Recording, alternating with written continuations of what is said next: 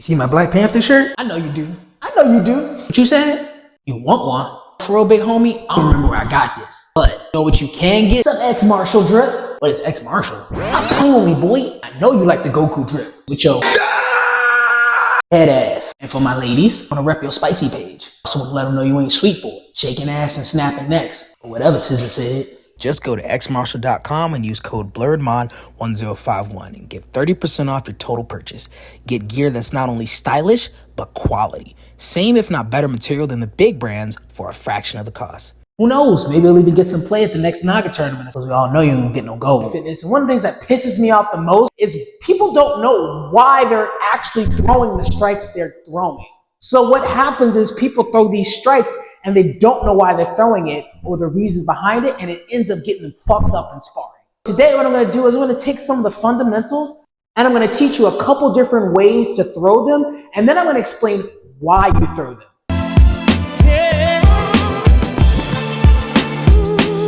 It's my fundamental principle that if you understand the why of something, then the rules are like the Matrix. You can either break them or bend them. Before we get into that, make sure that if you are following my channel for a while and you like the videos, you subscribe, because every subscription counts. It lets the algorithm know that I'm really trying to do some here, and I need them to boost that stuff up so I can get on these Mr. Beast type levels. Because a brother tried to be imposed. Let's waste no more time. Let's get into today's video. Let's start with the jab. The jab is arguably the most important punch in all of fighting. Without the jab, you really don't have a setup for much of anything. You don't understand your distance. Can't really surprise them with anything. A lot of times what I see people do, they throw it very aimlessly, either to keep the person away or to try to hurt them. What I'm reading is that they're throwing it in a way that says, stay away from me, or I'm scared. They're using it as a means to try to keep the person at bay so that they can get their bearings long enough to be able to try to finish out the round. But it ends up exhausting them more because anxiety and pain and fear set in, and then the jab really doesn't have that much purpose. The second reason they throw their jab is as a way to hurt the person, but I was always taught that the jab is meant to be annoying. Think of it like this. You have two guns. One is an Uzi, the other is a shotgun.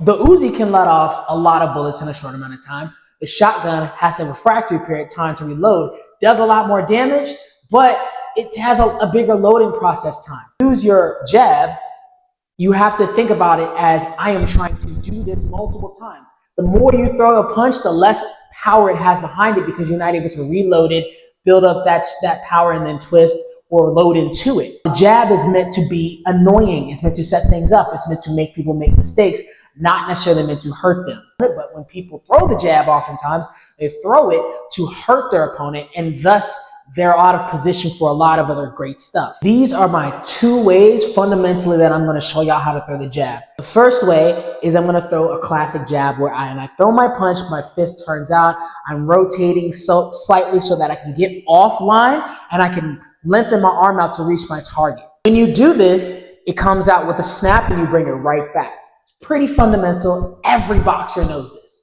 But when you throw it, there has to be a reason why. You can't just throw the jab just to throw it. You have to think about, what am I aiming at?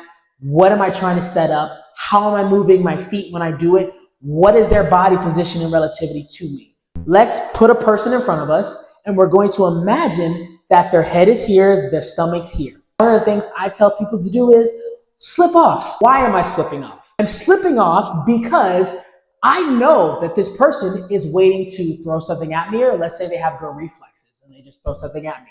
If I throw my jab like this, I might hit them, but then I'm also getting hit in the process back.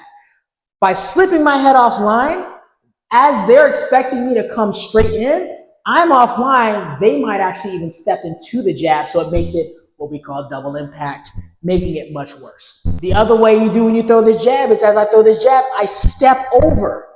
What does that do? Well, again, I'm getting my head off the center line. So as I get my head off the center line by stepping, I'm now opening myself up to an avenue angle change. Whereas the person was here before, let's say their jab is coming this way.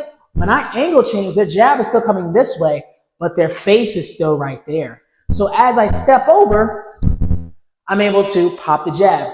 Will it knock them out? Probably not. You're not Deontay Wilder. What it does is it opens you up to different angles for entry, for exit, for attack, defense, whatever you want to have. So remember, slipping the head off and stepping over as you throw that. Might be a way you might throw your jab. But the reason is more important than the delivery. Once you understand that reason, then the delivery comes right after. It makes it a lot easier. There's always a counter to the counter, and everything works until it doesn't. But you got to understand the reasoning for it. Come back for part two, the cross.